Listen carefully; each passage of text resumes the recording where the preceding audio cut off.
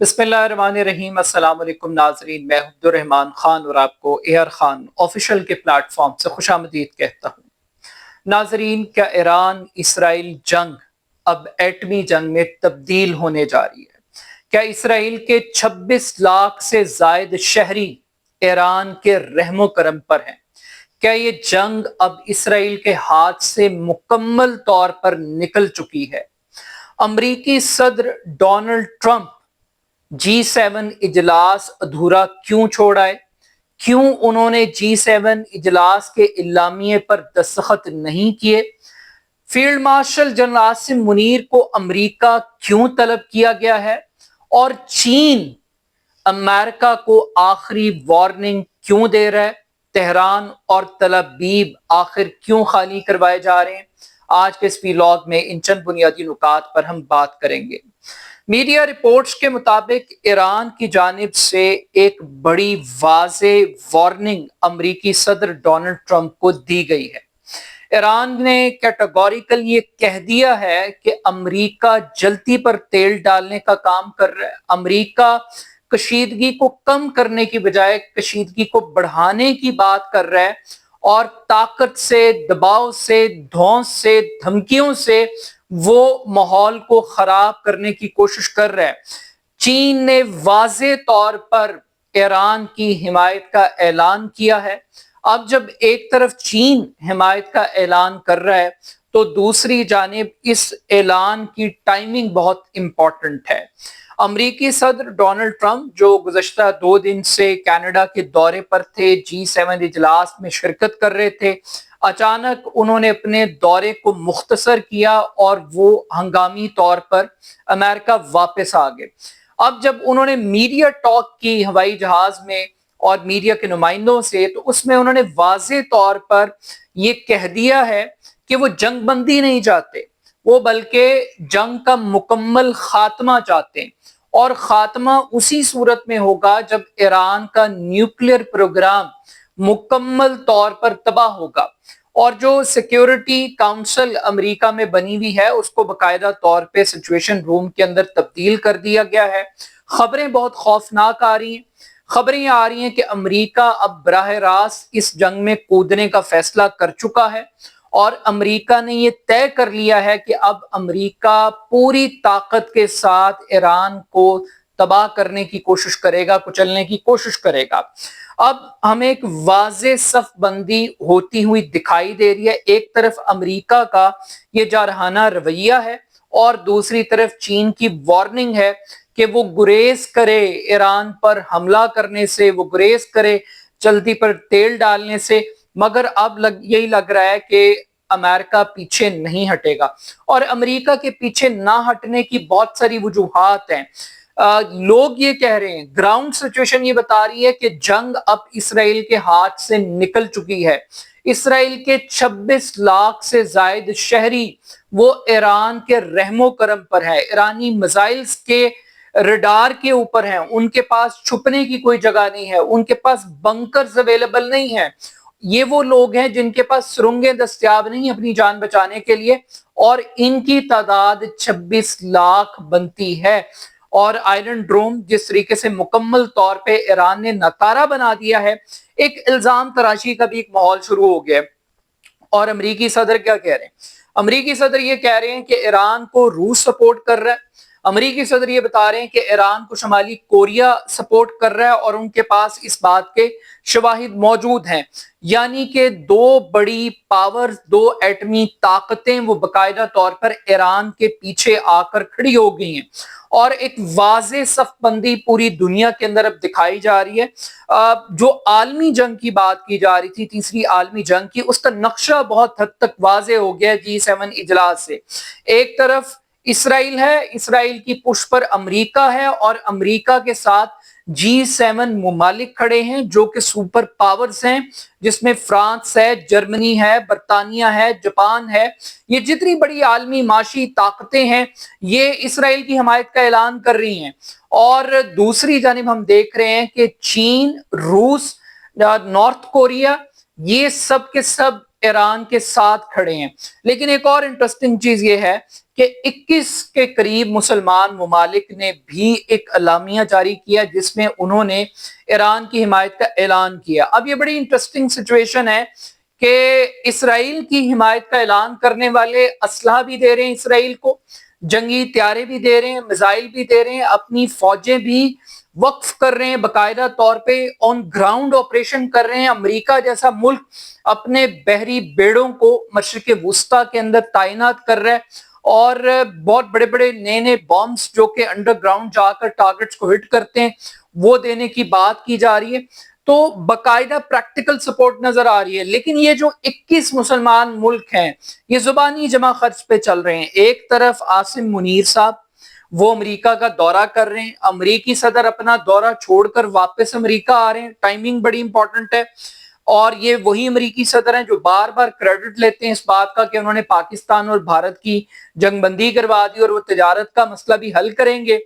تو ایسی ٹائمنگ کے اوپر پاکستان وضاحتیں دے رہا ہے کہ جناب ہم اپنے نیوکلیئر بامب کو کسی دوسرے ملک کے اوپر استعمال نہیں کریں گے، یہ پاکستان کے دفاع کے لیے، یہ ایران یعنی مطلب یہی ہے کہ ایران کے دفاع کے لیے نہیں ہے۔ تو اگر کوئی یہ سمجھ رہا ہے کہ ایران کی جنگ میں پاکستان کود جائے گا تو ایسا پاسبل نہیں ہے، ایسا ممکن نہیں ہے۔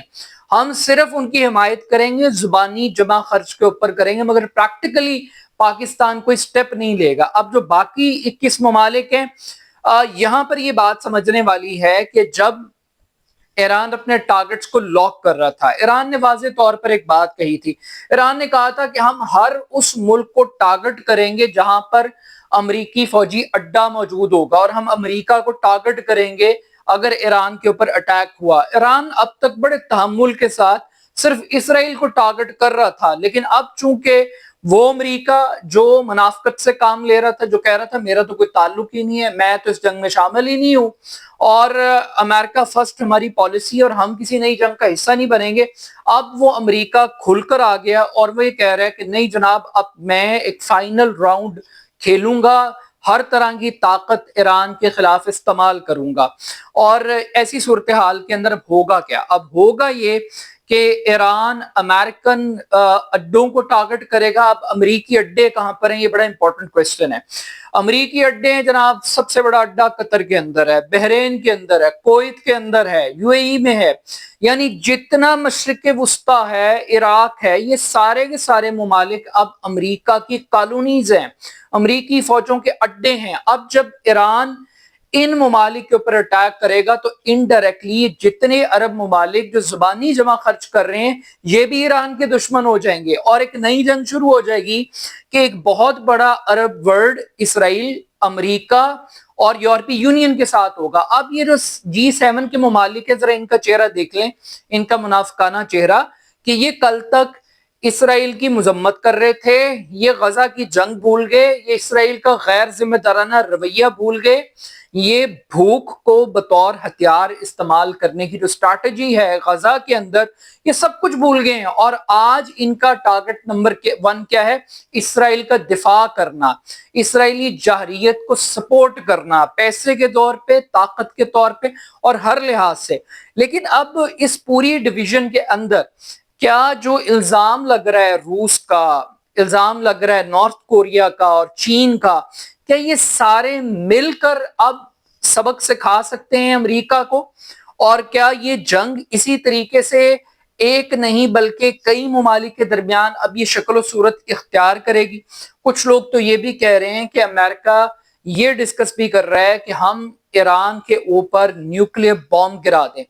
اب نیوکلیر بامب گرانے سے پہلے ایک پینک کریٹ کیا جا رہا ہے، ایک پبلک پلس کے ساتھ کھیلا جا رہا ہے۔ امریکہ نے اعلان کیا کہ فوری طور پر لوگ تہران چھوڑ دیں، اور کچھ ایسی رپورٹس آئیں غیر ملکی میڈیا میں کہ لاکھوں لوگ تہران سے باہر نکل رہے ہیں اور سڑکیں جام ہو گئی ہیں، رات کو لاکھوں گاڑیاں ہیں جو شہر سے باہر جانا چاہ رہی ہیں، اور تہران کی آبادی میں بتاتا چلوں کہ 1 کروڑ کی آبادی ہے، اور 1 کروڑ کی آبادی کا جو شہر ہے اس میں لاکھوں لوگ امریکی صدر کی آخری دھمکی کی بنیاد پر وہ شہر سے باہر جا رہے ہیں، کیونکہ امریکی صدر نے کہہ دیا ہے کہ اب وہ تہران کو نہیں چھوڑیں گے. اب وہ یہ کہہ رہے ہیں کہ ہم آیت اللہ خامنئی کو بھی نہیں چھوڑیں گے, ان کو بھی قتل کر دیں گے, ٹارگٹ کر دیں گے. یہ دھمکی ہے. اس دھمکی کے جواب میں چین نے کاؤنٹر کیا, اور چین نے کیا کیا؟ چین نے سب سے پہلے اپنے جو شہری ہیں ان کو کہا ہے کہ وہ اسرائیل سے نکل جائیں, اور انہوں نے اپنے شہریوں کو کہہ دیا کہ آپ اسرائیل کو فوری طور پہ چھوڑ دیں, یہ جنگ آگے بڑھے گی, اس جنگ کی شدت انٹینسٹی بڑھے گی, آپ اسرائیل کے اندر غیر محفوظ ہیں. یعنی اس کا مطلب یہ ہوا کہ چین نے بھی ایک واضح اندیہ دے دیا ہے کہ اگر کسی سٹیج کے اوپر اسے اس جنگ میں پریکٹیکلی امریکہ اور اسرائیل کے خلاف اترنا پڑا تو چین اس سے گریز نہیں کرے گا, اور اس سے پہلے وہ اپنے شہریوں کو بھی مطلع کر رہا ہے, متنبع کر رہا ہے باقاعدہ طور پہ. اب اس ساری صورتحال کے اندر, اس پورے ایک نقشے کے دوران کہ جب امریکی صدر یہ کہہ رہے ہیں کہ جنگ بندی نہیں ہو سکتی اور آپ کو نیوکلیر پروگرام کو ختم کرنا پڑے گا اور تہران کو خالی کرنے کی وارننگز دی جا رہی ہیں, تو اسی طرح سے اسرائیل کے خلاف بھی ایران کا جو سٹانس ہے, جو اس کی پوزیشن ہے, وہ اور زیادہ اگریسو ہو رہی ہے. اب یہ جو تازہ ترین ڈیولپمنٹ ہے وہ موساد کا ایک بہت بڑا ہیڈ کوارٹر, ایک مرکزی بلڈنگ, اس کو انہوں نے ٹارگٹ کیا, ہٹ کیا, مکمل طور پر تباہ کر دیا, آئل ریفائنری تباہ کر دی باقاعدہ طور پر. تو تہران کو صرف جنگی نقصان نہیں ہو رہا, جانی نقصان نہیں ہو رہا, ایک مالی نقصان کا بھی سامنا تہران کے ساتھ تل ابیب کو بھی کرنا پڑ رہا ہے اور فیس کرنا پڑ رہا ہے. But still at the end of the day ceasefire کی کوئی نیچر, کوئی نوعیت دکھائی نہیں دے رہی. ہاں, ایک چیز اور تبدیل ہوئی ہے کہ فرانسیسی صدر کی بڑی کلاس لگائی ٹرمپ نے, اور ان کو کہا کہ ان کو تشہیر کا بہت شوق ہے اور وہ ہمیشہ غلط چیزیں ان سے منسوب کرتے ہیں. اور کیونکہ فرانسیسی صدر نے کہا تھا کہ ٹرمپ اس لیے فوری طور پر جا رہے ہیں کیونکہ وہ جنگ بندی معاہدے کے اوپر کام کر رہے ہیں اور ان قریب ایک سیز فائر ہو جائے گا. تو انہوں نے کہا کہ وہ بالکل غلط کہہ رہے ہیں, کسی قسم کا کوئی سیز فائر نہیں ہوگا, بلکہ اسرائیل بھی نہیں رکے گا, اور یہ شدت اب آگے بڑھے گی, انٹینسٹی بڑھے گی. اب ایک لمحے کے لیے سوچئے کہ اگر امریکہ ایران کے اوپر براہ راست اٹیک کرتا ہے, اور جس ایک زبردست بھاری ہیوی بوم کی بات کی جا رہی ہے, اگر وہ چلاتا ہے, ایران پاکستان کا ہمسایہ ہے, پاکستان کا بارڈر ساتھ لگتا ہے. جب افغانستان کے اوپر اٹیک ہوا تھا تب بھی پاکستان کے اندر ایک ملٹری اسٹیبلشمنٹ تھی, اور اس وقت تو ڈکٹیٹرشپ تھی باقاعدہ طور پہ, اور پھر آپ کو پتھر کے زمانے میں لے جانے کی دھمکی دی گئی تھی. اس وقت پاکستان کے معاشی حالات بھی بڑے مشکل ہیں, آلدو کہ عاصم منیر صاحب نے ایک خطاب بھی کیا 400 پاکستانیوں سے, اس میں انہوں نے بہت ساری باتیں کہی ہیں, اور اس میں سے ایک معاشی پہلو بھی ہے. اور وہ کہہ رہے ہیں کہ کیا آپ یوکرین سے یہ چند ڈالروں کی اور چند ارب ڈالر کی بات کریں, ہمارے ساتھ آئیں, پورا بلوچستان کھودتے ہیں مل کے, اور اس میں سے 100 سال کے لیے اب ڈالرز تلاش کرتے ہیں, نکالتے ہیں. مطلب کہنے کا مقصد ان کا یہ ہے کہ پاکستان کے اندر امریکہ کے لیے زیادہ اپرچونٹیز ہیں. تو کیا پاکستان امریکہ کے ساتھ کھڑا ہوگا, یا ایران کے ساتھ اس سچویشن میں کھڑا ہوگا, یا نیوٹرل کھڑا ہوگا؟ اور اگر ہم نیوٹرل کھڑے ہوں گے تو پھر ہماری ویلیو کیا ہوگی؟ اور اگر ہم امریکہ کے ساتھ جائیں گے, جس طرح ہم افغانستان کے اگینسٹ چلے گئے تھے اور آج تک ہم بھگت رہے ہیں, امریکہ کی جنگ کو ہم نے اپنی جنگ بنایا, تو کیا اسرائیل کی جنگ کو بھی آج پاکستان اپنی جنگ بنا سکتا ہے؟ یا پاکستان کی سیکیورٹی اسٹیبلشمنٹ کسی بھی مجبوری کے نام پہ, امریکی چہرے کے نام کے اوپر بھی کیا ہم یہ ایکسیپٹ کر سکتے ہیں, قبول کر سکتے ہیں؟ تو ایک بہت بڑا کوسچن مارک ہوگا. But still at the end of the day جنگ اب جنگی ٹارگٹ سے نکل کر ہسپتالوں کو, بلڈنگز کو, ٹی وی چینلز کو ٹارگٹ کیا جا رہا ہے, ہٹ کیا جا رہا ہے. تو لگ یہ رہا ہے کہ اب بہت قریب ہے وہ وقت جب آن گراؤنڈ لڑائی ہوگی, جب یہ فوجیں یا تو تہران پر اتریں گی یا تل ابیب کے اوپر ایرانی فوجیں اتریں گی. دونوں پاسبلٹیز ہیں, اور جب یہ آن گراؤنڈ اتریں گی تو پھر سچویشن کیا ہوگی. لیکن still at the end of the day لگ یہی رہا ہے کہ یہ جو جنگ ہے یہ بیلسٹک میزائل سے بہت آگے جانے والی ہے, یہ کروز میزائل سے آگے جانے والی ہے. اور جب آگے جانے کی بات کی جاتی ہے تو یہ ایٹمی جنگ کی جانب یہ معاملہ بڑھ سکتا ہے. اور چین تو یہ کہہ چکا ہوا ہے کہ امریکہ کو ایک غلط فہمی دور کر لینی چاہیے کہ دنیا اس کے بغیر آگے نہیں بڑھ سکتی، دنیا نے بڑھنا ہی بڑھنا، آگے بڑھنا ہے۔ اب یہ امریکہ کا ڈیسیژن ہے کہ اس نے پوری دنیا کو اسرائیل کی خاطر ریورس گیئر لگانا ہے یا معاملات نے آگے بڑھنا ہے۔ اپنا فیڈ بیک مجھے ضرور دیجیے گا، میرے YouTube channel A R Khan official کو ضرور سبسکرائب کیجیے گا۔ بہت شکریہ، اللہ حافظ۔